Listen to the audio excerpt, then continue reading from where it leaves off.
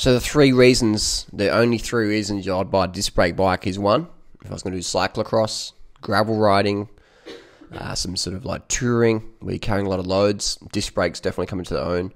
If I was going to be a bike messenger again, I'd run disc brakes because they just give you that really strong power in the wet conditions. Very, very good. Another reason I'd buy disc brakes is if I was a mountain biker. My mountain bikes have disc brakes. So in terms of road performance, there's this thing going on there. It's pushed down by Specialized and Trek, especially Specialized. They're not even saying that these bikes are faster. They're sponsoring people guys like Peter Sagan who no longer have a choice in if they can ride rim or disc. In 2018, Peter Sagan had a choice, and you saw him riding rim brake bikes for the important races, the Paris-Roubaix, etc. He had Specialized produced a special bike for Peter Sagan, for Tom Boonen, etc. And it didn't have disc brakes.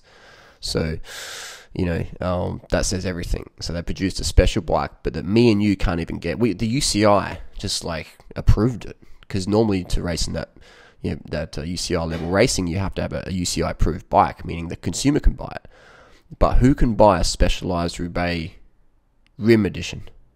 The latest one, no one can. They're not even for sale, so it's a bit disappointing, because I reckon they'd be a great bike, especially if you got rid of that head shock thing. Oh my god, who needs head suspension on a? What professional rider needs a little head shock suspension on a road bike? No, I get it. Some consumers out there like that, but you saw a lot of Specialized riders put in this little dud cartridge that just totally locked it out. I've ridden those Specialized Roubaix, and I don't like it. I don't like how these bikes are becoming comfort bikes, which is fine. All right, this is fine for a lot of people that want a comfort bike. My $12,000 Epic there, it's unridden. It's almost brand new because the suspension on it's just shit house for me. It's just too springy. It's too springy, and the bike for me, it's sort of worthless. I can't even sell it because the suspension design keeps fucking up, and I don't want to sell it to someone knowing that it's a bad design. So what do I do? So we'll see. First world problems. This is a first world problem video. Everything's first world problems for all of us here on YouTube. Disc brake bikes, so fantastic for touring, for the wet. If I was a bike crew again, I'd probably get like a cyclocross bike, like a giant TCX or a Trek Cocker or something like that, and use that as a bike crewing bike. 35mm tires and get some 38mm bars, get it narrow so you can squeeze through gaps easy in the traffic. And you just got that disc brake bikes in traffic. Fantastic. You've got big power. You don't need strong brakes if you're a road racer.